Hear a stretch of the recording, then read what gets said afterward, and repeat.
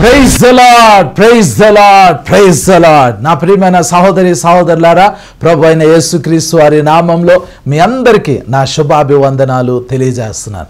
దేవుని బిడ్డ, ఈరోజు చాలా అద్భుతమైన అంశం గురించి మనం ధ్యానం చేయబోతున్నాం. ఈరోజు ప్రకటన గ్రంథం 21వ అధ్యాయం మొదటి వచనం ఒకసారి మనం ధ్యానం చేయబోతున్నాము. ప్రకటన గ్రంథం 21వ అధ్యాయము మొదటి వచనం. ఇది ఎప్పుడు జరిగిద్ది? ఇది అసలు ఇప్పుడు ఈ కాలంలో ఇప్పుడు జరగదు. ఇది ఇప్పుడు ఏం జరుగుతుందో తెలుసా? ఇశ్రాయేలు దేశంలో యుద్ధ వాతావరణం ఉంది. ఒక పక్క ఇరాన్, ఇంకో పక్క లెబనాన్, ఇంకో పక్కన టర్కీ, ఇంకో పక్కన గాజా, ఈ పాలస్తీనా, ఈ ఏరియాస్ అన్నీ ఇజ్రాయెల్ మీద అటాక్ చేయటానికి ప్రతిరోజు ఏదో ఒక ప్రయత్నం చేస్తూనే ఉన్నారు. అయితే ఇప్పుడు జరగాల్సింది ఏంటంటే, ఇశ్రాయేలు దేశం మీద రష్యా దేశము, ఇరాన్ దేశము, దాని పరిసర ప్రాంతాల్లో ఉన్న కొన్ని దేశాలు యుద్ధానికి రావాలి. ఆ యుద్ధంలో ఇశ్రాయేలీలు ఓడిపోయే పరిస్థితి వచ్చినప్పుడు ప్రార్థన చేయాలి.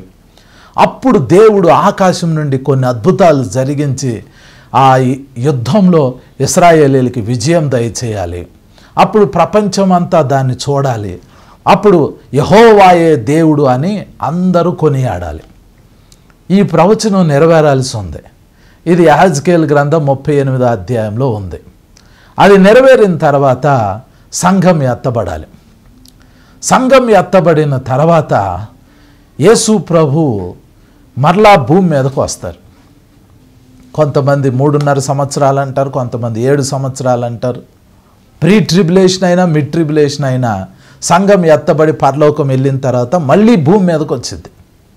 యేసు ప్రభు సంఘాన్ని భూమి మీదకి తీసుకొస్తారు. ఈ భూమి మీద 1000 సంవత్సరాలు యేసు ప్రభువు పరిపాలన చేస్తారు. ఆ 1000 సంవత్సరాల పరిపాలన అయిపోయిన తర్వాత అప్పుడు ఈ ప్రకటన గ్రంథం 21వ అధ్యాయము మొదటి వచనం నెరవేరింది. సో ఈ ప్రకటన గ్రంథం 21, 22 అధ్యాయాలు నెరవేరటానికి దాదాపుగా 1000 సంవత్సరాల టైం ఉంది. ఇంకా 1000 సంవత్సరాల తర్వాత జరిగేది ఈ ప్రకటన గ్రంథం 21, 22 అధ్యాయాల్లో రాయబడి ఉంది. అంటే ఇది ఇమ్మీడియట్గా జరిగేది కాదు. సంఘం ఎత్తబడిన తర్వాత 1000 సంవత్సరాలు గడవాలి. సంఘం ఎత్తబడి పరలోకానికి వెళ్ళి మళ్ళీ భూమి మీదకి వచ్చి ఈ భూమి మీద 1000 ఏళ్ల పరిపాలన జరిగిన తర్వాత మీ బైబిల్లో ఉన్న ప్రకటన గ్రంథం 21, 22 అధ్యాయాలు నెరవేరుతాయి. అయితే ఇక్కడ ఒక విషయాన్ని మీరు గమనించాలి. అప్పుడు ఎప్పుడో 1000 సంవత్సరాల తర్వాత జరిగే విషయాన్ని బైబిల్లో ఇప్పుడు ఎందుకు రాశారు అని. ఇది ఇప్పుడు కాదు, ఇది ఎప్పుడు రాయబడిందో తెలుసా? అసలు ఇప్పటికీ 2600 సంవత్సరాలకు పూర్వమే ఈ వచనం గురించి రాయబడి ఉంది. దీని అంతటి గురించి మనం ఇప్పుడు ధ్యానం చేయబోతున్నాం. దేవుని బిడ్డ, నేను ఆ వచనాన్ని చదువుతాను. ఒకసారి మీ బైబిల్స్ ఓపెన్ చేయండి. ప్రకటన గ్రంథం 21వ అధ్యాయము మొదటి వచనం. అంతటా నేను క్రొత్త ఆకాశమును క్రొత్త భూమిని చూచితిని. మొదటి ఆకాశమును మొదటి భూమియు గతించిపోయెను, సముద్రమును ఇకను లేదు అని రాయబడింది. ప్రార్థన చేసుకుందాం. మీలో ఎవరైనా ఏదైనా వ్యాధి, రోగం, బలహీనతతో గనక ఉంటే, ఏ ప్రాబ్లంలో ఉండినా ఈ ప్రార్థనలో ఏకీభవించండి. దేవుని సూపర్ న్యాచురల్ పవర్ మీ మీదకి రాబోతుంది. గొప్ప అభిషేకం మీ మీదకి రాబోతుంది. ఈరోజు దేవుడు మిమ్మల్ని దర్శించబోతున్నారు. మీకు ఎక్కడ వ్యాధి ఉందో, ఎక్కడ బలహీనత ఉందో, ఎక్కడ రోగం ఉందో ఆ స్థలంలో మీ కుడి చేతిని పెట్టి ఉంచండి. ఈ ప్రార్థనలో ఏకీభవించండి. పరిశుద్ధాత్మ దేవుడు యేసయ్య యొక్క శక్తిని మీ లోపలికి ఇంపార్ట్ చేయబోతున్నారు. ఒకవేళ మీకు మానసిక రుగ్మతులు ఉంటే, ఏ ప్రాబ్లం ఉండినా మీ 2 చేతులు ఆకాశం వైపెత్తి లేచి నిలబడండి. ప్రార్థన చేసుకుందాం. ఈరోజు దేవుడు మిమ్మల్ని దర్శించబోతున్నారు. ప్రార్థన చేసుకుందాం. Thank you father, thank you father, thank you father, thank you father.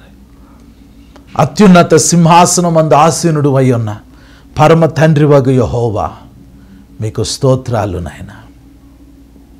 జీవాధిపతివైన యేసయ్యా మీకు స్తోత్రాలు తండ్రి. మాతో ఎల్లప్పుడూ ఉండటానికి పంపబడిన పరిశుద్ధాత్మదేవ మీకు స్తోత్రాలు నాయన. తండ్రిగాను కుమారుడైన యేసయ్యగాను పరిశుద్ధాత్మగాను మా మధ్య ఉంటూ మా మధ్య కదులుతున్న పరిశుద్ధాత్మదేవ మీకు స్తోత్రం తండ్రి. నాయన ఈరోజు ప్రభువా మా మధ్యలోకి మీరు రండి నాయన, మా మధ్యలోకి రండి తండ్రి. ఈ లైవ్ కార్యక్రమాన్ని చూస్తున్న ప్రతి కుమారుడు ప్రతి కుమార్తెని పరిశుద్ధాత్మదేవ మీరు దర్శించండి, పరిశుద్ధాత్మదేవ మీరు దర్శించండి, పరిశుద్ధాత్మదేవ మీరు దర్శించండి. మీరు ఆశీర్వదించే దేవుడివి యేసయ్యా. నీ బిడ్డలు ఎవరైనా ఏదైనా వ్యాధి రోగం బలహీనతతో కనుకుంటే యేసయ్యా ఒక్కసారి మీ హస్తం చాపండి నాయన. ఆ బిడ్డల్లో ఉన్న ప్రతి వ్యాధి రోగం బలహీనత ప్రతి విధమైన చీకటి అంధకార దయ్యపు శక్తుల ప్రభావం యేసు నామంలో ఆ బిడ్డల నుంచి వెళ్ళి ఆజ్ఞాపిస్తున్నాం. యేసు ప్రభువారు మాకిచ్చిన అధికారంతో యేసయ్య నామంలో యేసు ప్రభువారు మాకిచ్చిన అభిషేకంతో యేసు నామంలో ఈ బిడ్డల్లో ఉన్న ప్రతి వ్యాధి రోగం బలహీనతతో మాట్లాడుతున్నా. ఈ లైవ్ కార్యక్రమాన్ని చూస్తున్న ప్రతి సహోదరి సహోదరుడు వారి శరీరాల్లో ఉన్న ప్రతి వ్యాధి ఇప్పుడే బిడ్డల నుంచి వెళ్ళి ఆజ్ఞాపిస్తున్నాం యేసు నామంలో. యేసయ్యా నీ వాక్యాన్ని పంపి మీరు స్వస్థపరిచే దేవుడై ఉన్నారు. మీరు పొందిన దెబ్బలు గాయాల చేత మాకు స్వస్థత కలుగుతుంది.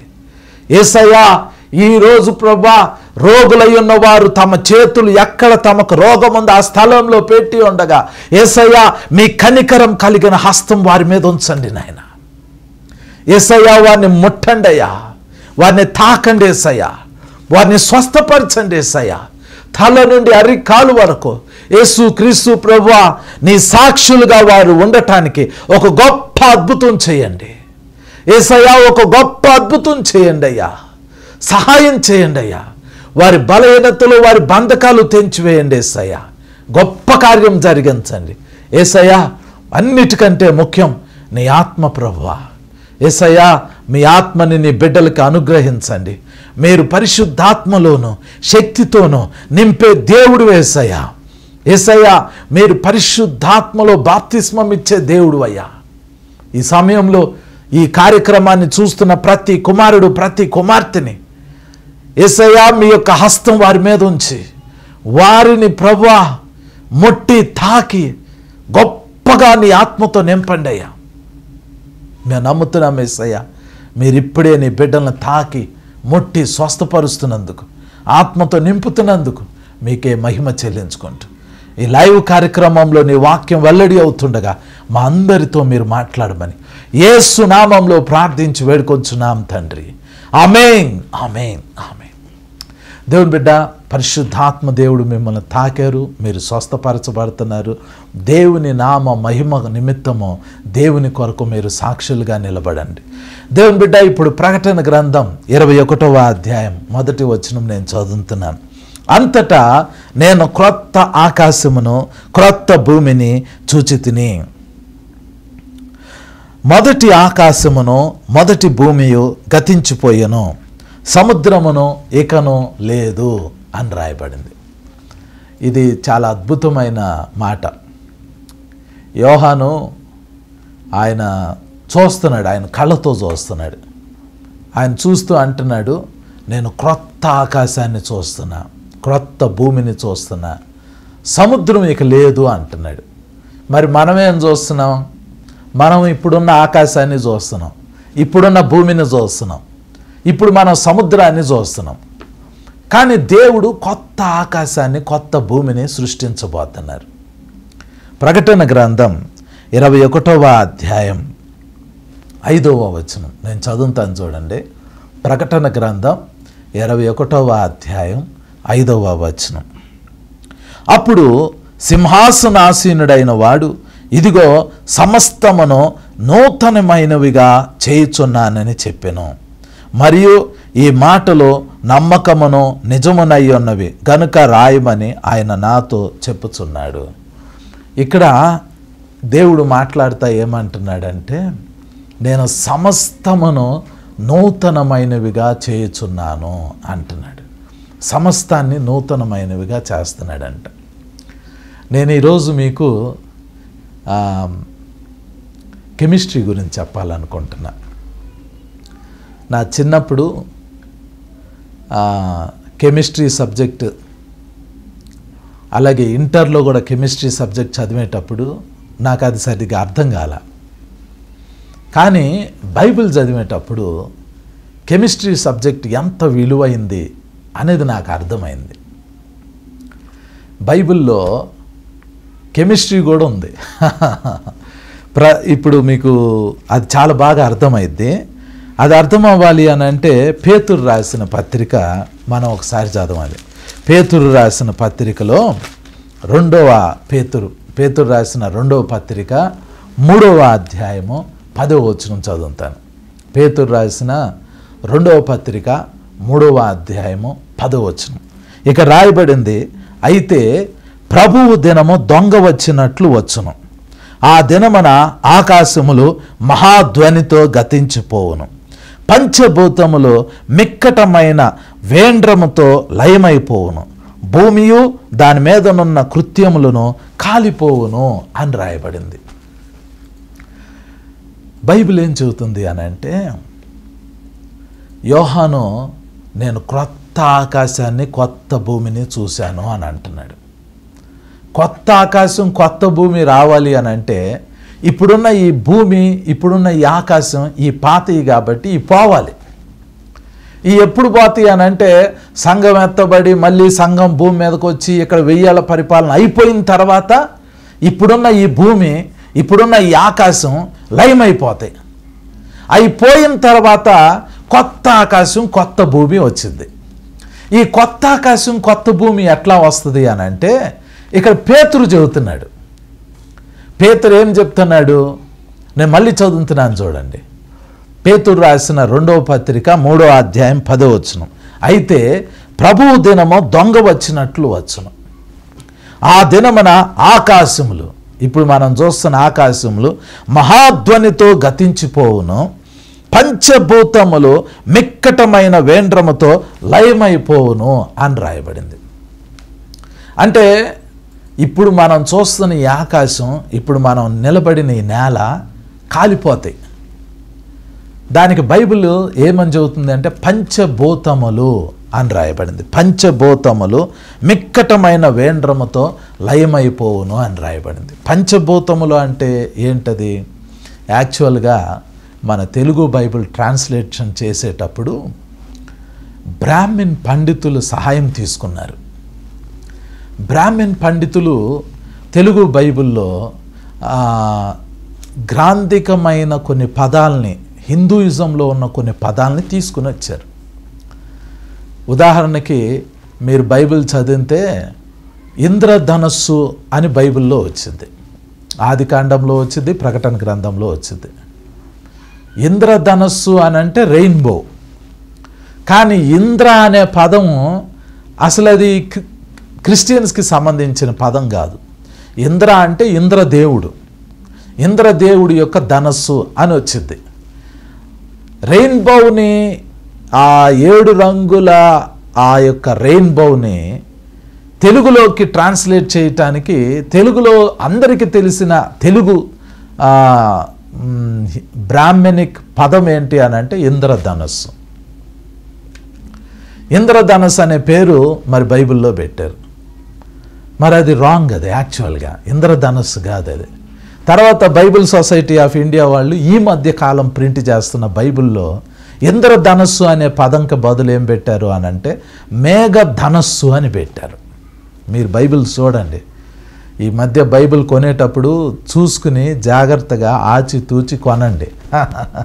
కీర్తనల గ్రంథం 9వ కీర్తనలో సియోను నివాసి అయిన యెహోవా అని ఒక పదం ఉంది 9వ కీర్తనలో. దానికి కొన్ని బైబిల్ ట్రాన్స్లేషన్స్లో ఏమని వచ్చినాయి అని అంటే సియోను దాసి అయిన యెహోవా అని వాడారు. సియోను దాసి ఏంటి? అసలు దేవుడు సియోనికి దాసుడా? యెహోవా అనే ఆయన సియోను అనే దానికి దాసుడా? కాదు. సియోను నివాసి అని రాయాల్సింది పోయి సియోను దాసి అయిన యెహోవా అని ప్రింట్ చేశారు. ఈ బైబిల్స్ వల్ల, ఈ మధ్యకాలం వస్తున్న బైబిల్స్ వల్ల ఇదే పెద్ద తలనొప్పి అవుతుంది. బైబిల్స్లో మిస్టేక్స్ వస్తున్నాయి. ఇప్పుడు తెలియని వాళ్ళు కొనుక్కుంటే ఏంటి పరిస్థితి? బైబిల్లో మిస్టేక్స్ ఎవరైనా కనుక్కోగలుగుతారా? కానీ ఇప్పుడు ప్రాబ్లం అదే అవుతుంది. సరే, ఆ సబ్జెక్ట్ పక్కన పెట్టేసేయండి. ఇప్పుడు మన ప్రాబ్లం ఏంటంటే ఈ పేతురు రాసిన రెండవ పత్రిక, పేతురు రాసిన రెండవ పత్రిక 3వ అధ్యాయం 10వ వచనంలో పంచభూతములు అని వాడారు. పంచభూతంలో అంటే ఏంటి? పంచభూతంలో మిక్కటమైన వేండ్రమతో లయమైపోవును అని ఉంది. పంచభూతంలో లయమైపోవటం అంటే ఏంటి? జనరల్గా క్రిస్టియన్స్కి పంచభూతాలు అనేది మనకు పాత నిబంధనలు ఎక్కడా లేదు. హిందువులను అడిగారు అనుకోండి పంచభూతాలు అంటే ఏంటి అని అంటే వాళ్ళు టక్కుని చెప్పేస్తారు పంచభూతాలు అంటే ఏంటి అని. భూమి, ఆకాశము, గాలి, నీరు, అగ్ని, ఈ 5టిని హిందూస్ ఏం నమ్ముతారంటే పంచభూతాలు అని. మరి క్రిస్టియన్స్కి పంచభూతాలు అంటే ఏంటి? దాని అర్థం ఎక్కడి నుంచి తీసుకోవాలి? క్రిస్టియన్స్కి అది లేదు, అది పంచభూతాలు అనేది లేదు. హిందూస్ అంటే పంచభూతాలను ఆరాధిస్తారు. భూమిని పూజలు చేస్తారు, ఆకాశానికి పూజలు చేస్తారు, అగ్నికి పూజలు చేస్తారు, గాలికి పూజలు చేస్తారు, తర్వాత వాయువుకి నీటికి పూజలు చేస్తారు. ఈ 5టిని పంచభూతాలు అని వాళ్ళు ఆరాధన చేస్తారు. మరి మనకు పంచభూతాలు ఏడున్నాయి? అయితే యేసుక్రీస్తు ప్రభువారు ఈ భూమి మీద 1000 ఏళ్ల పరిపాలన చేసిన తర్వాత, 1000 ఏళ్ల పరిపాలన అయిపోయిన తర్వాత ఇప్పుడున్న ఆకాశాన్ని, ఇప్పుడున్న భూమిని, అలాగే పంచభూతాలని దేవుడు లయం చేసేస్తాడంట. అవి లయం అయిపోతాయి అంటే అవి కాలిపోతాయి, మహాశబ్దంతో కాలిపోతాయి. పంచభూతాలు అని అంటే ఆకాశము, భూమి, గాలి, అగ్ని, నీరు, ఇవన్నీ కాలిపోతాయి. ఇప్పుడున్న ఈ భూమి, ఇప్పుడున్న ఆకాశం, ఈ పంచభూతాలు ఎందుకు కాలిపోతాయి అని అంటే దేవుడు కొత్త ఆకాశాన్ని, కొత్త భూమిని చేయబోతున్నాడు. ఆ కొత్త భూమి మీద సముద్రం ఇక ఉండదు, అందులో మనం ఉండబోతున్నాం. సరే, ఈ పంచభూతాలు అని అంటే ఏంటి?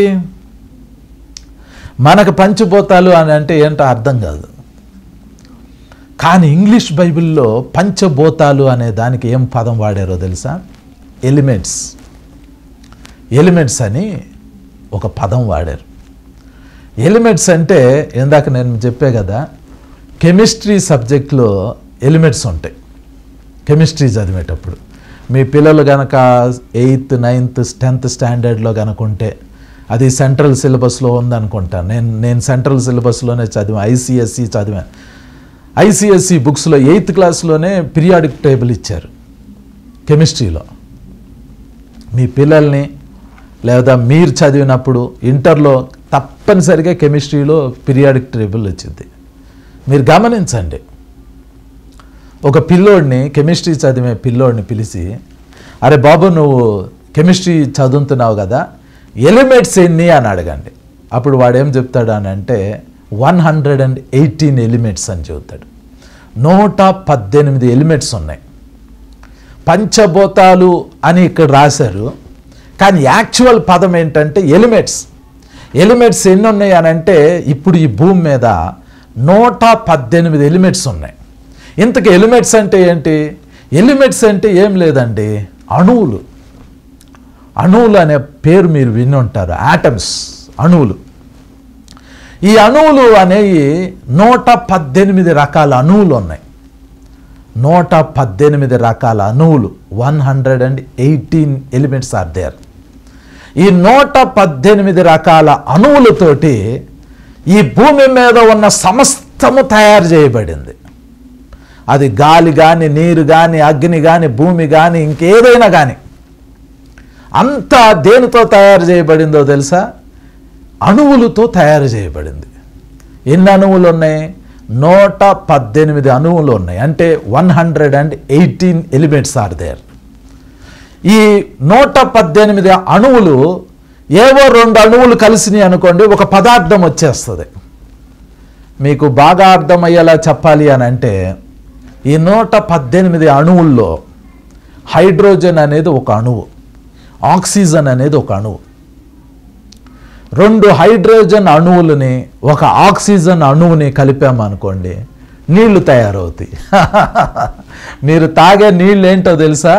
అవి అణువులు, యాటమ్స్. అయ్యి 2 హైడ్రోజన్ యాటమ్స్ ఒక ఆక్సిజన్ యాటమ్ని కలిపితే వాటర్ తయారవుతుంది, దాన్ని తాగుతున్నాం. సోడియం అనే అణువుని, క్లోరైడ్ అనే అణువుని రెండింటిని కలిపామనుకోండి, ఉప్పు తయారైద్ది. 2 అణువులు.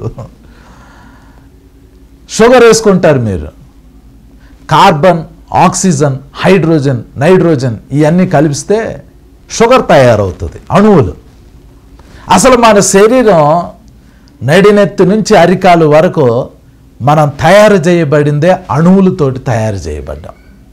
మన శరీరంలో ఎన్ని అణువులు ఉంటాయో తెలుసా? 21 ఎలిమెంట్స్. మన శరీరంలో 21 రకాల అణువులు ఉన్నాయి. మీకు అర్థమయ్యేలాగా ఒక బైబిల్ స్టోరీ చెప్తా, వినండి. బైబిల్లో ఏమైందంటే, నేను ఇజ్రాయెల్ దేశం వెళ్ళా. ఇజ్రాయెల్ దేశం వెళ్ళినప్పుడు మా గైడ్ అక్కడ సొదొమ గొమొర్రా వాటి యొక్క ఆనవాళ్ళు ఉన్న స్థలంలోకి తీసుకెళ్ళాడు. అక్కడ లోతు భార్య యొక్క ఉప్పు స్తంభాన్ని చూపించారు. లోతు భార్య ఆ ఉప్పు స్తంభము, ఆమె మారిపోయిన విధానము అంతా ఎక్స్ప్లెయిన్ చేస్తూ ఒక అద్భుతమైన విషయాన్ని చెప్పారు. అదేంటంటే, ఇప్పుడు లోతు భార్య ఉప్పు స్తంభం దగ్గరికి మీరు వెళ్ళి నిలబడ్డారు అనుకోండి, ఏం కనబడుతుందంటే అదొక పెద్ద ఉప్పు స్తంభం కనబడిద్ది మీకు. అది లోతు భార్య అని ఎలా తెలిసింది? ఎలా తెలిసింది అని అంటే, ఒక శాస్త్రవేత్త ఆ ఉప్పు స్తంభంలో ఉన్న కొంత మట్టిని లేదా పదార్థాన్ని తీసుకుని వెళ్ళి టెస్ట్ చేశాడు. టెస్ట్ చేస్తే ఒక మనిషి యొక్క శరీరంలో 21 రకాల అణువులు ఉంటాయి. అది టెస్ట్ చేసినప్పుడు అందులో కూడా 21 అణువులు ఉన్నాయి, 21 రకాల అణువులు ఉన్నాయి. అప్పుడు దాన్ని అది లోతు భార్య అని డిసైడ్ చేశారు. మన బాడీలో 21 రకాల అణువులు ఉంటాయి. సో నేనేం చెప్పాలనుకుంటున్నానంటే, మొత్తం ఈ సృష్టిలో 118 రకాల అణువులు ఉన్నాయి. ఈ 118 రకాల అణువుల్ని ఉపయోగిస్తేనే గాలి, నీరు, అగ్ని, భూమి, ఇంట్లో ఉన్న సమస్తము, మనం తినే ఆహారం, మన బాడీ సమస్తము సృష్టింపబడింది. 118 రకాల ఎలిమెంట్స్, 118 రకాల అణువులతోటి మనం సృష్టింపబడ్డాం, మనం తయారు చేయబడ్డాం. అయితే దేవుడు ఏం చేయబోతున్నాడంటే, భూమియు ఇక్కడ రాయబడింది కదా, పేతురు రాసిన 2వ పత్రిక 3వ అధ్యాయం 10వ వచనంలో ఆఖరి లైన్లో ఉందో చూడండి. భూమియు దాని మీద ఉన్న కృత్యములను కాలిపోవును అని రాయబడింది. ఇప్పుడు మీరు ఏ ఆకాశాన్ని అయితే చూస్తున్నారో, ఇప్పుడు మీరు ఏ భూమిని అయితే చూస్తున్నారో, ఇప్పుడు మీరు ఏ శరీరాలతో అయితే ఉన్నారో, ఇవన్నీ 118 రకాల ఎలిమెంట్స్తో తయారు చేయబడినాయి. ఈ 118 రకాల ఎలిమెంట్స్ని, ఈ భూమిని, ఈ ఆకాశాన్ని, ఇప్పుడున్న ఈ సమస్తాన్ని అగ్నితో దేవుడు కాల్చేయబోతున్నాడు. మొత్తం కాల్చేస్తాడు. కాల్చేసి ఏం చేస్తాడు? దేవుడు ఏం చేయాలనుకుంటున్నాడు అంటే, సమస్తము నూతనమైనవిగా చేయాలి అని అనుకుంటున్నాడు. సమస్తము నూతనమైనవిగా ఎందుకు చేయాలనుకుంటున్నాడు? అది దేవుని కోరిక. అది దాని గురించి కూడా నేను చెబుతాను. ఒకసారి మీరు యెషయా గ్రంథము 65వ అధ్యాయము 17వ వచనం చూడండి. యెషయా గ్రంథము 65వ అధ్యాయము 17వ వచనం. మీరు యూత్ పిల్లలైతే మీరు కెమిస్ట్రీ బుక్స్ తీసుకుని చదవాలి ఇది. యెషయా గ్రంథము 65వ అధ్యాయము 17వ వచనం. ఇక్కడ రాయబడింది, ఇదిగో నేను క్రొత్త ఆకాశమును క్రొత్త భూమిని సృజించుచున్నాను, మునుపటివి మరవబడును, జ్ఞాపకము నాకు రావు అని అంటున్నాడు. ఇప్పుడు మీరు చూస్తున్న ఈ ఆకాశము, ఇప్పుడు మనం నడుస్తున్న ఈ భూమి ఉందో చూడండి, దీన్ని దేవుడు కాల్చేయబోతున్నాడు. కాల్చేసి ఏం చేస్తాడు? కొత్త ఆకాశాన్ని, కొత్త భూమిని తయారు చేయబోతున్నాడు. ఇప్పుడున్న ఈ భూమి మీద సముద్రం ఉంది, కానీ ఆ కొత్త ఆకాశం, కొత్త భూమికి సముద్రం ఉండదు. అయితే ప్రాబ్లం ఏంటంటే ఇప్పుడున్న ఇవి ఇక్కడ చదివాను చూడండి, యెషయా గ్రంథం 65 అధ్యాయం 17వ వచనంలో, మునుపటివి మరవబడును, జ్ఞాపకమునకు రావు అని అంటున్నాడు. దేవుడు చెబుతున్నాడు ఇది. మునుపటివి మరవబడును, జ్ఞాపకమునకు రావు అంటున్నాడు. ఇప్పుడు మనం కళ్ళప్పగించి ఈ ఆకాశాన్ని చూడాలి, ఇప్పుడున్న ఈ భూమిని చూడాలి. ఒకసారి మనం ఇక సంఘం ఎత్తబడి పరలోకానికి వెళ్ళి మళ్ళీ భూమి మీదకి వచ్చి 1000 ఏళ్ల పరిపాలన అయిపోయిన తర్వాత అసలు ఈ ఆకాశం, ఈ భూమి ఇక ఉండవు. ఇవి మర్చిపోతాం ఇక మనం. ఇవి జ్ఞాపకానికి కూడా రావు. ఒకసారి ఒక సిస్టర్ నాకు ఫోన్ చేశారు. ఫోన్ చేసి ఏమడిగారు అని అంటే, వాళ్ళ హస్బెండ్ కోవిడ్ టైంలో చనిపోయారు. అయితే ఆమె నిజంగా చాలా బాధపడుతూ నన్ను అడిగారు, బ్రదర్ మరి మనం పరలోకం వెళ్తాం కదా, పరలోకం వెళ్ళిన తర్వాత మా హస్బెండ్ నేను చూస్తానా అని అడిగారు. నేను అన్నాను, తప్పకుండా చూస్తామని అన్నాను. మా హస్బెండ్ నన్ను గుర్తుపడతారా అని అన్నాడు. గుర్తుపడతారు అని అన్నా. ఎందుకు గుర్తుపడతారు? దానికి ఆధారం ఏంటి అని అంటే, యేసు ప్రభు పునరుద్ధానుడయిన తర్వాత యేసు ప్రభుని శిష్యులు గుర్తుపట్టారు, శిష్యులు యేసు ప్రభుని గుర్తుపట్టారు, ఒకరినొకరు గుర్తుపట్టారు, మాట్లాడుకున్నారు. పునరుద్ధానం అయిన తర్వాత సంఘం ఎత్తబడటం, పరలోకానికి వెళ్తాం అని అంటే పునరుద్ధానం అయి పరలోకానికి వెళ్తాం. అప్పుడు మనం ఒకరి ముఖాన్ని ఒకళ్ళని చూసుకుంటాం, గుర్తుపడతాం. 1000 ఏళ్ల పరిపాలన అప్పుడు కూడా ఫ్యామిలీ మనందరం గుర్తుపడతాం, ప్రాబ్లం లేదు. అది మనం ముఖాలు ఒకళ్ళు గుర్తుపడతాం. మన గత జీవితం కూడా కొంతవరకు గుర్తుండిద్ది. కానీ ఒక విషయం ఏంటి అని అంటే, 1000 ఏళ్ల పరిపాలన అయిపోయిన తర్వాత, 1000 ఏళ్ల పరిపాలన అయిపోయిన తర్వాత, కొత్త ఆకాశం, కొత్త భూమి సృష్టింపబడిన తర్వాత, అందులో ఒక పట్టణం పెట్టబడిన తర్వాత, ఆ పట్టణంలోకి మనం వెళ్ళిన తర్వాత అప్పుడు ఒక మాట అంటాం. మాట ఏంటో తెలుసా? యేసు ప్రభు ఒకసారి వాక్యం ప్రకటిస్తూ ఉన్నారు. వాక్యం ప్రకటిస్తూ ఉంటే అప్పుడు యేసు ప్రభుని చూడటానికి తల్లి అయిన మరియా, అలాగే యేసు ప్రభు యొక్క తమ్ముళ్ళు, యేసు ప్రభు యొక్క చెల్లెళ్ళు వచ్చారు. యేసు ప్రభు ఏం వాక్యం ప్రకటిస్తున్నారు, బిజీగా ఉన్నారు. వాళ్ళు మరి దూరం నుంచి నడుచుకుంటూ వచ్చారు, ప్రయాణం చేసి. యేసు ప్రభుకి ఇన్ఫర్మేషన్ ఇచ్చారు, మేము వచ్చావు నిన్ను చూడాలనుకుంటున్నాం అని. శిష్యులు వచ్చి యేసు ప్రభుతో చెప్పారు, ప్రభువా తల్లిగారు వచ్చారు, మీ తమ్ముళ్ళు వచ్చారు, మీ చెల్లెళ్ళు వచ్చారు, నిన్ను కలవాలనుకుంటున్నారు అని. అప్పుడు యేసు ప్రభు అంటారు, ఎవరు నా తల్లి, ఎవరు నా సహోదరులు? వాక్యం వింటున్న వీళ్ళే నా సహోదరులు, నా తల్లి, నా చెల్లి, నా తమ్ముళ్ళు అని అన్నారు. ఎవరు తండ్రి చిత్తం చేస్తారో వాళ్ళే నా తల్లి, నా సహోదరులు, నా సహోదరీలు అని చెప్పారు. అంటే మనమే. ఆ టైంలో మరి మరియమ్మ గారు, వాళ్ళ తమ్ముళ్ళు, వాళ్ళ చెల్లెళ్ళు ఎలా ఫీల్ అయ్యి ఉంటారో తెలీదు. అరే ఇంత దూరం నుంచి ప్రయాణమై వచ్చాం మనము, ఇంత లాంగ్ జర్నీ చేసి, అరే మరి బిడ్డను కలుద్దాం, అన్నను కలుద్దాం అని ఇంత దూరం వస్తే యేసు ప్రభు ఎవరు తల్లి, ఎవరు చెల్లి, ఎవరు తమ్ముళ్ళు అని అన్నారు అని ఫీల్ అయ్యి ఉంటారు. వాస్తవంగా మనం 1000 ఏళ్ల పరిపాలన అయిపోయిన తర్వాత కొత్త ఆకాశం, కొత్త భూమి అది సృష్టింపబడినప్పుడు, అందులో దేవుడు సృష్టించిన ఆ పట్టణం పెట్టినప్పుడు, మనం అందులోకి వెళ్ళినప్పుడు, ఇక ఆ తర్వాత మునుపటివి మరవబడును అని రాయబడింది. అప్పుడు ఇప్పుడున్న ఈ ఆకాశం, ఇప్పుడున్న ఈ భూమి మరిచిపోతాం. అసలు ఇక జ్ఞాపకానికి కూడా రావు. అందుకనే ఈ భూమిని బాగా ప్రేమించేవాళ్ళు ఇప్పుడే ఈ భూమిని బాగా చూసుకోండి. సముద్రాన్ని బాగా ప్రేమించేవాళ్ళు సముద్రాన్ని చూసుకోండి. ఇప్పుడున్న ఈ ఆకాశాన్ని ప్రేమించేవాళ్ళు చూసుకోండి. ఇవి తర్వాత 1000 ఏళ్ల పరిపాలన అయిపోయిన తర్వాత యేసు ప్రభు సృష్టించే ఆ కొత్త ఆకాశం, కొత్త భూమి, దానిలోకి మనం వెళ్ళిన తర్వాత ఇక అవి మనకి జ్ఞాపకానికే రావు. ఈ పాత జ్ఞాపకానికే రావు. కొత్త దాంట్లో మనం ఉంటాం. అప్పుడు ఇక నాకు తెలిసి ఈ బంధాలు ఇవన్నీ మర్చిపోతాం. అప్పుడు మనకు డైరెక్ట్గా తండ్రి అయిన దేవుడే ఫాదర్గా ఉంటారు.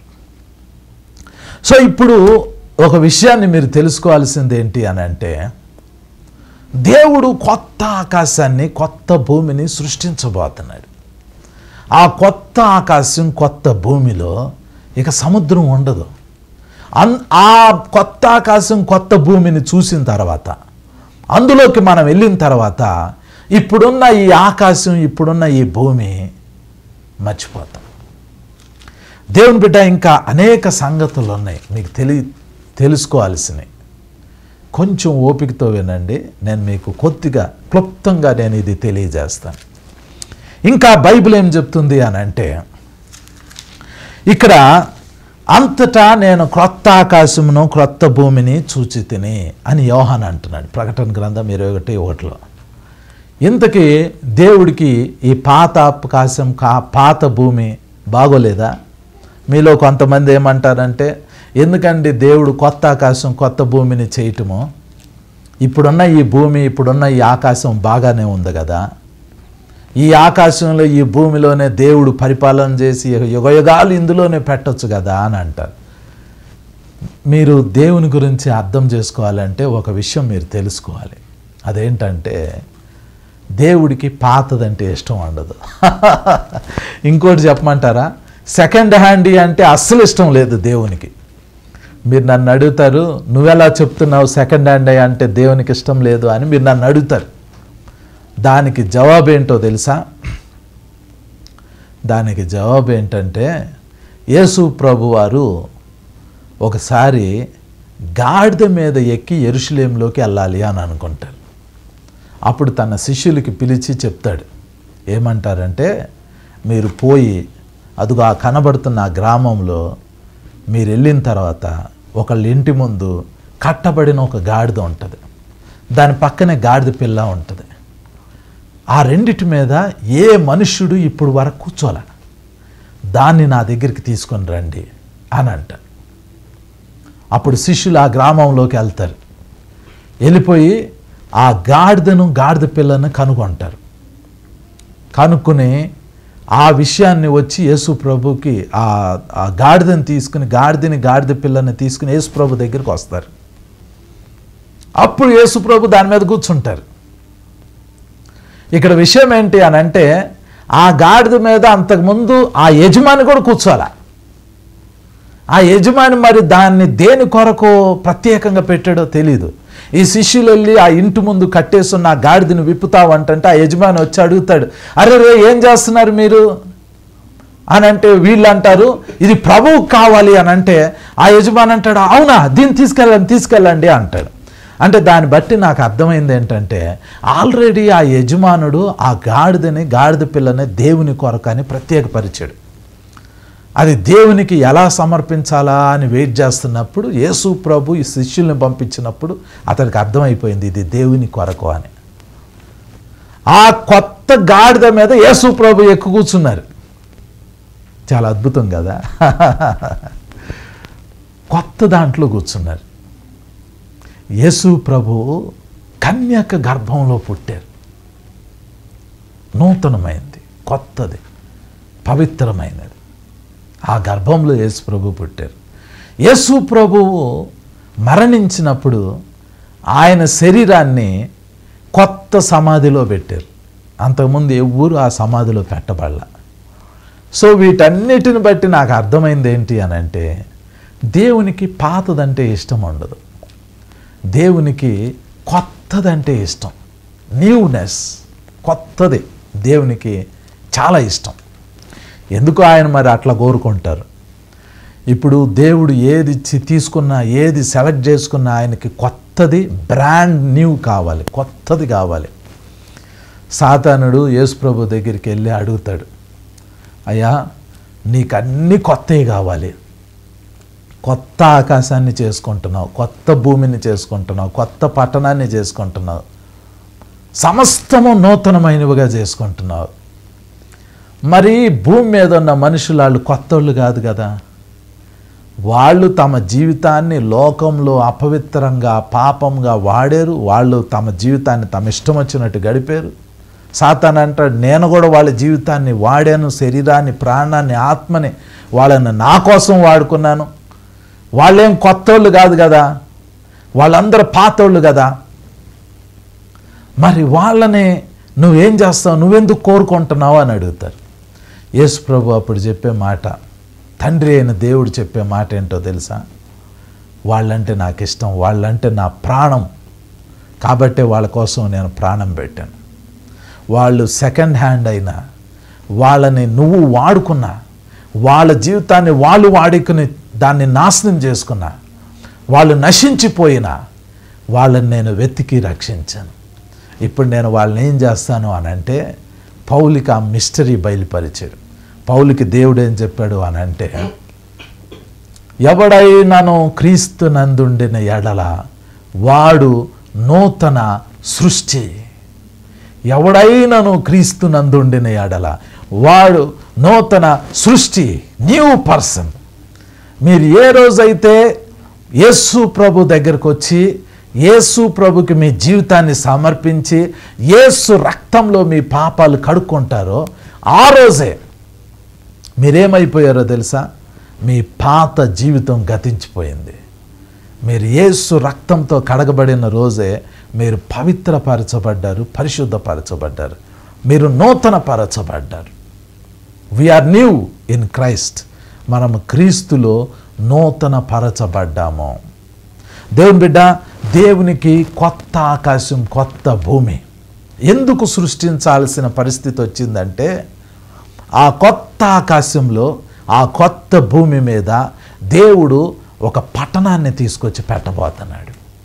ఆ పట్టణంలో దేవుడు ఉంటాడు, ఆ పట్టణంలో మీరు ఉంటారు, ఆ పట్టణంలో నేను ఉంటాను.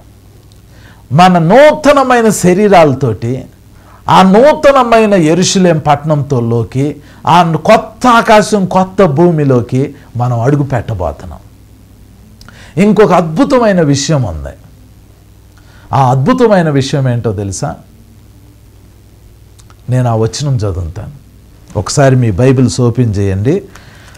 పేతురు రాసిన 2వ పత్రిక 3వ అధ్యాయము. పేతురు రాసిన 2వ పత్రిక 3వ అధ్యాయము 3వ వచనం నుండి చదువుతున్నాను. పేతురు రాసిన 2వ పత్రిక 3వ అధ్యాయం 3వ వచనం.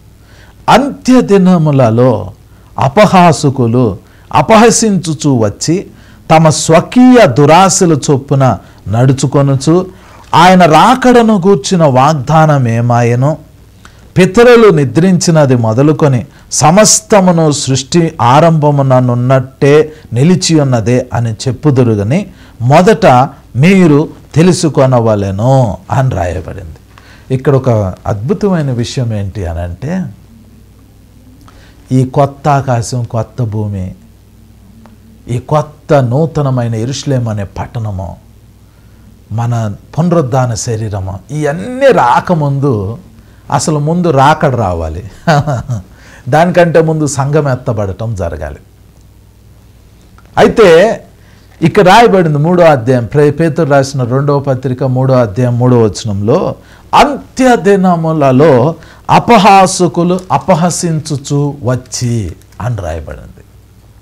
అంత్య దినములలో అపహాసకులు అపహసించుచు వచ్చి అని రాయబడింది. అంటే అర్థం ఏంటి అని అంటే, జస్ట్ సంఘం ఎత్తబడటానికి ముందు కొంతమంది ఈ రాకడ గురించిన వర్తమానాలు విని దీనిని హేళన చెయ్యాలి. అదొక ప్రవచనం. అంటే అర్థం ఏంటి అని అంటే, ఇప్పుడు నాలాంటోళ్ళు, మీలాంటోళ్ళు దేవుని రాకడ గురించి, సంఘం ఎత్తబడటం గురించి వాక్యం ప్రకటిస్తా ఉంటారు. అయితే విన్నవాళ్ళు కొంతమంది కామెడీ చేయటం స్టార్ట్ చేస్తారు. మనమేం ప్రకటిస్తాం? యేసు ప్రభు వస్తాడు, సంఘం ఎత్తబడిద్ది, మనం పరలోకంలోకి వెళ్ళిపోతాము, సిద్ధపడండి, రక్షణ పొందండి అని చెబుతాం. కానీ అది వెంటనే జరగదు. మీకు అర్థమైందా? యేసు ప్రభు కొన్నిసార్లు ఆలస్యం చేస్తాడు. నేనేమి నమ్ముతాను అని అంటే, సంఘం ఎత్తబడబోయే ముందు కొన్ని ప్రవచనాలు నెరవేరాల్సి ఉంది. ఆ కొన్ని ప్రవచనాలు నెరవేరుతున్నాయి, నెరవేరటం అయిపోతాయి. నెరవేరటం అయిపోయిన తర్వాత సంఘం ఎత్తబడాలి, కానీ ఎత్తబడదు. సంఘం ఎందుకు ఎత్తబడదు? సంఘం ఎందుకు ఎత్తబడదు అని అంటే దానికి ఒక రీజన్ ఉంది. దానికి రీజన్ ఏంటంటే పేతురు రాసిన 2వ పత్రిక 3వ అధ్యాయము 9వ వచనం. పేతురు రాసిన 2వ పత్రిక 3వ అధ్యాయము 9వ వచనం. కొందరు ఆలస్యమని ఎంచుకొనున్నట్లు ప్రభువు తన వాగ్దానమును గూర్చి ఆలస్యము చేయువాడు కాడు గాని ఎవడునో నశింపవలెనని ఇచ్చయింపక అందరూ మారు మనసు పొందవలెనని కోరుచు మీ ఎడల దీర్ఘశాంతము గలవాడై ఉన్నాడు అని రాయబడింది. యేసు ప్రభు ఎందుకు తన రాకడని, సంఘం ఎత్తబడటానికి ఆ దినాన్ని లేట్ చేస్తాడు అని అంటే మీకు అర్థమవుతుందా? చాలా జాగ్రత్తగా వినండి. సంఘం ఎత్తబడబోయే ముందు ఈ భూమి మీద కొన్ని ప్రవచనాలు నెరవేరాల్సి ఉంది. ఆ ప్రవచనాలు నెరవేరకుండా యేసు ప్రభు సంఘాన్ని భూమి మీద నుండి పరలోకం తీసుకెళ్ళాడు. ఆ ప్రవచనాలు నెరవేరిన తర్వాత మనకు ఆకాశంలో బోర శబ్దం మోగిద్ది, వెంటనే సంఘం భూమి మీద నుంచి ఎత్తబడిద్ది. ఇప్పుడు ఈ ప్రవచనాల గురించి మనం ధ్యానం చేస్తా మాట్లాడుకుంటూ ఉన్నాం. 1, ఇశ్రాయేలు దేశంలో యుద్ధం జరగాలి. 2, కరువులు రావాలి, తెగుళ్ళు రావాలి, భూకంపాలు రావాలి.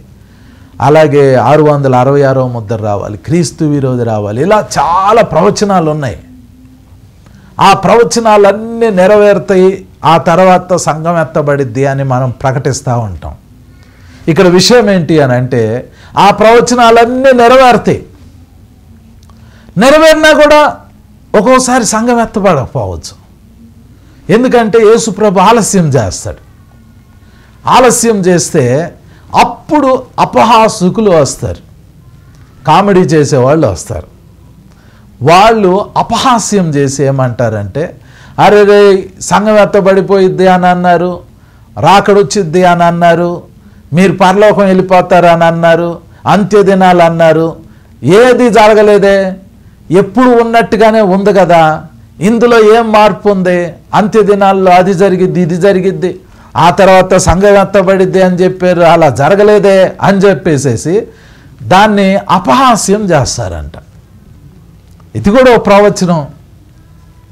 మళ్ళీ బైబిల్ తీయండి, పేతురు రాసిన 2వ పత్రిక 3వ అధ్యాయము 3వ వచనం.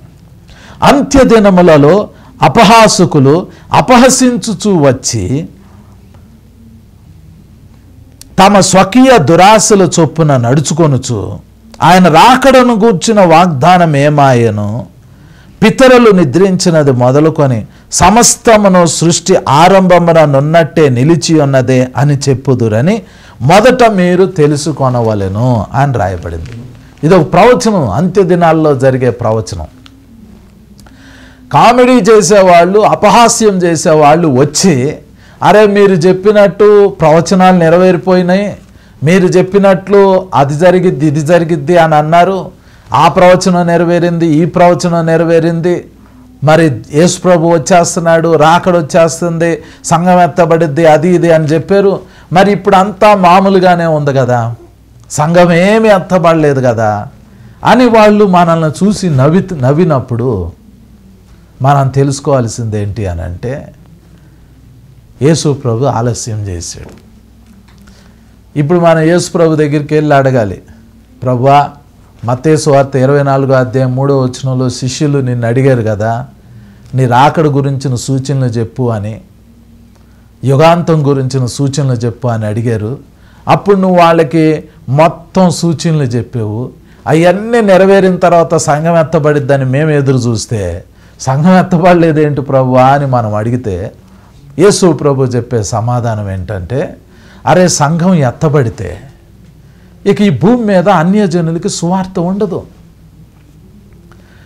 వాళ్ళు రక్షణ పొందాలి, వాళ్ళు మారు మనసు పొందాలి, అందుకే నేను ఆలస్యం చేశాను అని యేసు ప్రభు చెబుతారు. ఇంతకీ యేసు ప్రభు ఎందుకు సంఘాన్ని భూమి మీద నుండి పరలోకం తీసుకెళ్ళలేదు అని అంటే, ఈ అంత్య దినాలలో సువార్త ప్రకటింపబడాలి. ఇంకా రక్షణ పొందాల్సిన వాళ్ళు చాలామంది ఉన్నారు. ఆ రక్షణ పొందాల్సిన వాళ్ళు అందరూ రక్షణ పొందిన తర్వాత యేసు ప్రభు సంఘాన్ని పరలోకం తీసుకుని వెళ్ళిపోతారు. అప్పటి వరకు మనము సువార్త ప్రకటించాలి. చాలామంది ఏమనుకుంటారు అని అంటే, యేసు ప్రభు చెప్పారు 2 మార్గాలు ఉన్నాయి. ఒకటి ఇరుకు మార్గం, ఇంకోటి విశాల మార్గం. విశాల మార్గం గుండా వెళ్ళేది నాశనానికి పోతుంది, ఇరుకు మార్గం గుండా వెళ్ళేది నిత్య జీవానికి వెళ్తుంది. విశాల మార్గంలో వేల మంది వెళ్తున్నారు, లక్షల మంది వెళ్తున్నారు. ఇరుకు మార్గంలో కొందరే వెళ్తున్నారు అని యేసు ప్రభు చెప్పారు ఉపమానం. దానిని ఇప్పుడున్న కొంతమంది ఏమని కోట్ చేస్తున్నారు అని అంటే, అందరూ పరలోకంలోకి వెళ్ళరు, లక్షల మంది కోట్ల మంది నశించిపోతా నరకంలోకి వెళ్ళిపోతా ఉంటుంటే, ఆ లక్షల మంది కోట్ల మందిలో ఏదో కొద్ది మంది మాత్రమే ఆ ఇరుకు మార్గం గుండా వెళ్ళేవాళ్ళు మాత్రమే పరలోకం వెళ్తారు అని చెబుతున్నారు. కానీ ఒక విషయం ఏంటి అని అంటే, యేసు ప్రభువు ఈ భూమి మీద ఉన్నప్పుడు ఆ ఉపమానం చెప్పారు. యేసు ప్రభు ఈ భూమి మీద ఉన్నప్పుడు అది వాస్తవం. ఇరుకు మార్గం గుండా వెళ్ళేవాళ్ళు కొద్దిమందే, అప్పుడు కొద్దిమంది మాత్రమే పరలోకానికి వెళ్తున్నారు. ఆ టైంలో అంటే వాళ్ళ పేర్లు జీవగ్రంథంలో కొద్దిగానే రాయబడుతున్నాయి. విశాల మార్గంలోకి వెళ్ళేవాళ్ళు నరకం వైపు వెళ్తున్నారు, వాళ్ళు పరలోకానికి వెళ్ళట్లా. అయితే యేసు ప్రభు సిలువ వేయబడి చనిపోయిన తర్వాత, ఆయన పునరుద్ధానుడైన తర్వాత యేసు ప్రభు ఏం చేశారంటే, ఆ విశాల మార్గంలో వేల మంది వెళ్తా ఉంటుంటే వాళ్ళ ఎదుట ఆ విశాల మార్గంలో యేసు ప్రభు సిలువను నాటాడు. ఇప్పుడు వేల మంది, లక్షల మంది, కోట్ల మంది ఆ విశాల మార్గంలో నడుచుకుంటూ వెళ్తూ ఉండినప్పుడు, నాశనానికి వెళ్తూ ఉండినప్పుడు, మధ్యలో వాళ్ళు ఆ స్థలంలోకి వెళ్ళిన తర్వాత ప్రతి వ్యక్తి సిలువను చూస్తున్నారు. అంటే అర్థం ఏంటి అని అంటే, యేసు ప్రభు సిలువ వేయబడక ముందు పరలోకానికి వెళ్ళే వాళ్ళ సంఖ్య అతి తక్కువ మంది. ఎందుకంటే అప్పుడు సువార్త లేదు. పాత నిబంధన కాలంలో ఓన్లీ యూదులు మాత్రమే దేవుణ్ణి తెలుసుకున్నారు. ఆ యూదుల్లో చనిపోయిన వాళ్ళు మాత్రమే, నీతిమంతులు మాత్రమే పరలోకానికి రిజిస్టర్ అయ్యారు. ఆ తర్వాత అన్యజనులు ఎవరైతే మనస్సాక్షి ప్రకారం నీతిగా జీవించారో, వాళ్ళకి సువార్త లేకపోయినా వాళ్ళ మనస్సాక్షి, వాళ్ళ తలంపులు నీతిగా ఉంటే వాళ్ళు పరలోకానికి రిజిస్టర్ అయ్యేవాళ్ళు. అంటే యేసు ప్రభు సిలువ వేయబడక ముందు ఈ భూమి మీద 1,000,000 మంది చనిపోతే ఏదో 5, 10 మంది పరలోకానికి వెళ్ళేవాళ్ళు. అంటే వాళ్ళ పేర్లు పరలోకంలో రిజిస్టర్ అయ్యాయి. ముఖ్యంగా యూదులు, అలాగే అన్యజనుల్లో అయితే తమ హృదయాన్ని పవిత్రంగా పెట్టుకున్న వాళ్ళు మాత్రమే వెళ్ళేవాళ్ళు. 1,000,000 మంది చనిపోతే ఓన్లీ 5, 10 మంది పరలోకానికి రిజిస్టర్ అయ్యారు. కానీ యేసు ప్రభు సిలువ వేయబడిన తర్వాత, యేసు రక్తం ఈ భూమి మీద చిందింపబడిన తర్వాత, ఇప్పుడు కొన్ని వేల మంది, లక్షల, కోట్ల మంది పరలోకానికి రిజిస్టర్ అవుతున్నారు. సంఘం ఎత్తబడేటప్పుడు మనం ఏం చూస్తామో తెలుసా? ఏదో ఒక 10 మందో 20 మందో పరలోకం వెళ్తాం చూడం. పరలోకానికి ఎంతమంది వస్తారో తెలుసా? ప్రకటన గ్రంథం 7వ అధ్యాయం మీరు చదివితే అక్కడ రాయబడింది, ఎవ్వడునూ లెక్కింపలేనంత మంది జనం. ఎవ్వడునూ లెక్కింపలేరంట. సంఘం ఎత్తబడేటప్పుడు కొద్దిమంది కాదు. నాకు కళ వచ్చింది, ఆ కళ్ళలో ఆకాశంలో బోర మోగింది, నేను ఎత్తబడ్డా. ఆ ఎత్తబడిన సమయంలో నేను ఇట్లా చూస్తా ఉన్నా, ఒకళ్ళు కాదు, ఇద్దరు కాదు, కోట్ల ప్రజలు ఇలా ఎత్తబడ్డారు. ఆల్మోస్ట్ భూమి ఖాళీ అయిపోయిందా అన్నట్టు అనిపించింది. అంటే లాస్ట్ డేస్లో ఏమైద్ది అని అంటే, సువార్త ప్రకటన జరిగిద్ది. సువార్త ప్రకటన, యేసు క్రీస్తు రాజ్య సువార్త ప్రకటింపబడిద్ది. అప్పుడే సంఘం ఎత్తబడిద్ది. మత్తయి సువార్త 24వ అధ్యాయము 14వ వచనం నేను చదువుతాను. మత్తయి సువార్త 24వ అధ్యాయము 14వ వచనం. మత్తయి సువార్త 24వ అధ్యాయము 14వ వచనం నేను చదువుతున్నాను చూడండి. మరియు ఈ రాజ్య సువార్త సకల జనములకు సాక్షార్థమై లోకమందంతటను ప్రకటింపబడును, అటు తర్వాత అంతము వచ్చును అని రాయబడింది. అంతం ఎప్పుడు వచ్చింది? సంఘం ఎప్పుడు ఎత్తబడిద్ది? కొత్త ఆకాశం, కొత్త భూమి, నూతనమైన యెరూషలేము పట్టణం వాటిలోకి మనం వెళ్ళాలి అని అంటే అసలు ముందు ఇప్పుడు నెరవేరాల్సింది చూడాలి మనం. యేసు ప్రభు చెప్పిన సూచనలలో ఇది ప్రాముఖ్యమైంది. మత్తయి సువార్త 24:14 ప్రకారం ఈ రాజ్య సువార్త మరియు ఈ రాజ్య సువార్త సకల జనములకు సాక్షార్థమై లోకమందంతటా ప్రకటింపబడును అని రాయబడింది. ఈ మధ్య ఏంటో సువార్త సభలు పెద్దగా జరగట్లా. కోవిడ్ రాకముందు ప్రతి వీధిలో ఒక ప్రేయర్ ఉండేది, ఒక మీటింగ్ ఉండేది. జనాలు బహిరంగ సభలు పెట్టేవాళ్ళు. ఇప్పుడు అసలు సువార్త సభలే తక్కువైపోయినాయి. ఎవరు పెడుతున్నారు? ఎవరైనా పెట్టినా అనకూడదు, విమర్శించకూడదు. అందరూ డబ్బుల కోసమే పెడుతున్నారు. నేను ఎవరిని విమర్శించట్లా. మీటింగ్ పెట్టారు అని అంటే డబ్బులు వసూలు చేయటమే అవుతుంది. ఈ 3 రోజులు మీటింగ్ పెట్టాము, ఈ మీటింగ్కి ఇంత ఖర్చు అయ్యింది, మీరు ఇంతమంది స్పాన్సర్ చేయాలి, ఈ మీటింగ్ ఇది అది అది కంప్లీట్ బిజినెస్ అయిపోయింది. నాకు ఇప్పుడున్న ఈ టెక్నాలజీలో, ఇప్పుడున్న ఈ ప్రకటించే విధానంలో నాకేమీ నచ్చట్లా. నా చిన్నప్పుడు అక్కడక్కడ మీటింగులు జరుగుతూ ఉంటే చూసేవాడిని, దూరం నుండి చూసేవాడిని. ఆ మీటింగులు ఎక్కడ చూసినా అప్పట్లో మీటింగులు జరిగాయి. ఆ మీటింగుల్లో ఇట్లా డబ్బులు అడిగేవాళ్ళు కాదు. వాళ్ళు ఏం అడిగేవాళ్ళు అంటే మైక్లో నుండి ఒక లాస్ట్ వాక్యం అయిపోయిన తర్వాత ఒక వాయిస్ వినబడేది, ఒక అనౌన్స్మెంట్ వినబడేది. వాళ్ళు ఏం చెప్పేవాళ్ళు అంటే, ఈరోజు మీలో ఎంతమంది యేసు ప్రభుని అంగీకరిస్తున్నారో మీ కుడి చేతిని పైకెత్తండి అని అనేవాళ్ళు. అప్పుడు ఎవరైతే యేసు ప్రభుని అంగీకరిస్తున్నారో వాళ్ళు చేతులు పైకెత్తేవాళ్ళు. ఆ తర్వాత వాళ్ళని బ్యాప్టిజంలోకి అట్లా నడిపించేవాళ్ళు. ఎందుకు ఆ ట్రెండ్ పోయిందేమో అన్నట్టు అనిపిస్తుంది. కానీ ఇప్పుడు మనం చేయాల్సింది ఏంటి అని అంటే, ప్రవచనాలు నెరవేరుతాయి. సంఘం ఎత్తబడటానికి దానికి ముందు జరగాల్సిన ప్రవచనాలు నెరవేర్పు కాలం జరిగిద్ది.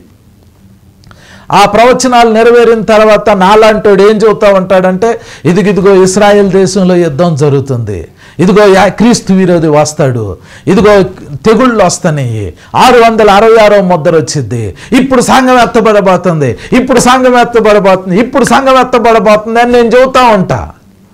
అలా నాలాంటి వాళ్ళు చాలామంది ఇదిగో ఈ ప్రవచనం ఆ ప్రవచనం నెరవేరుతుంది, సంఘం ఎత్తబడిద్ది అని చెబుతూ ఉంటారు. కానీ సంఘం ఎత్తబడదు. అప్పుడు వాక్యం విన్నోళ్ళు వచ్చి అంటారు, అరే మీకేమైనా పిచ్చి పెట్టిందా? పూర్వకాలం నుండి ఎట్లా ఉందో అట్లాగే భూమి ఉంది.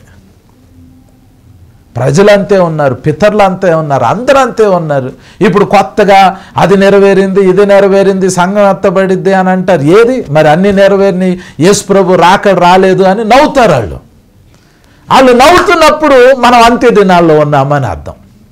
వాళ్ళు నవ్వుతున్నప్పుడు యేసు ప్రభు దగ్గరికి వెళ్ళి అడగాలి, ప్రభువా ఎందుకయ్యా నీ రాకడ ఆలస్యం అయిపోయింది, అది నెరవేరింది, ఇది నెరవేరిపోయింది, ప్రవచనాలన్నీ నెరవేరిపోయింది, నువ్వెందుకు రావట్లేదు ప్రభువా అంటే యేసు ప్రభు చెబుతాడు, అరే ఇంకా రక్షణ పొందాల్సిన వాళ్ళు, మారు మనసు పొందాల్సిన వాళ్ళు ఇంకా భూమి మీద చాలా మంది ఉన్నారు.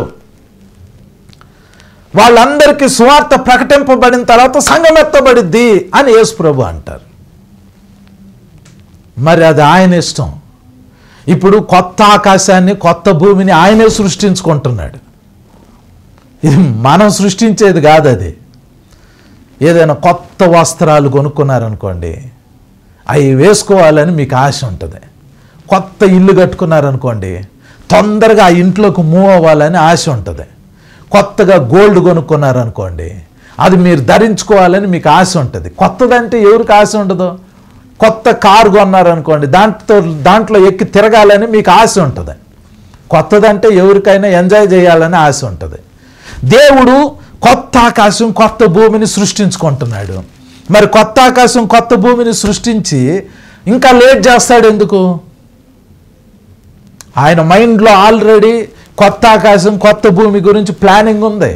ఇప్పుడున్న ఈ పాత ఆకాశం పాత భూమి గతించిపోతుంది.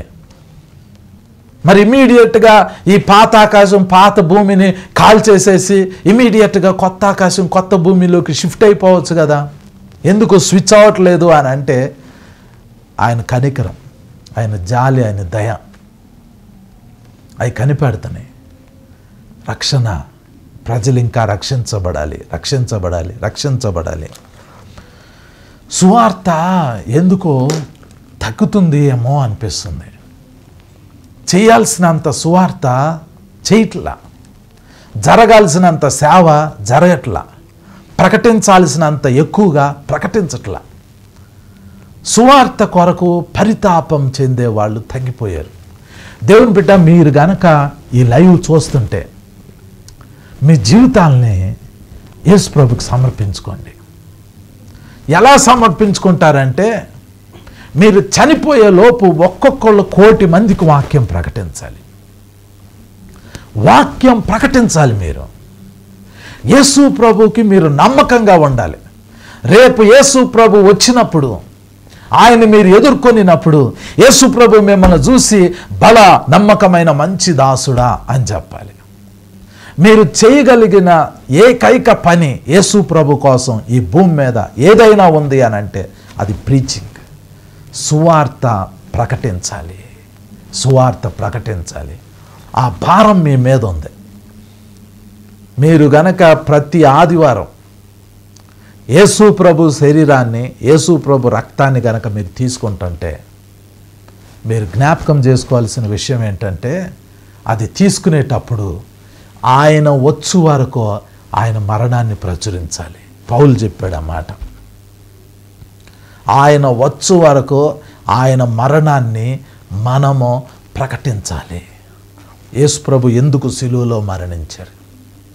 ఆయన రక్తం ఏం చేసిద్ది? ఆయన వాక్యం ఏం చేసిద్ది? ఆయన ఆత్మ ఏం చేస్తుంది? ఆయన ఎందుకు పునరుద్ధానుడయ్యాడు? ఆయన ఎందుకు గాయపరచబడ్డాడు? ఆయన గాయముల వలన మనకేం జరిగిద్ది? ఆయన రక్తం వలన మనకేం జరిగిద్ది? ఆయన మరణ పునరుద్ధానముల వలన మనుషులకి ఏం జరిగిద్ది? ఈ విషయాన్ని మనము ప్రపంచమంతటా తెలియజేయాలి. యేసు ప్రభు ఆలస్యం చేస్తున్నాడండి. ఎందుకోసం అని అంటే, రక్షణ సువార్త ప్రకటింపబడాలి. యోహాను అంటున్నాడు, నేను కొత్త ఆకాశమును కొత్త భూమిని చూచి తిని. సముద్రం ఇక లేదు. సముద్రం ఎందుకు లేదు?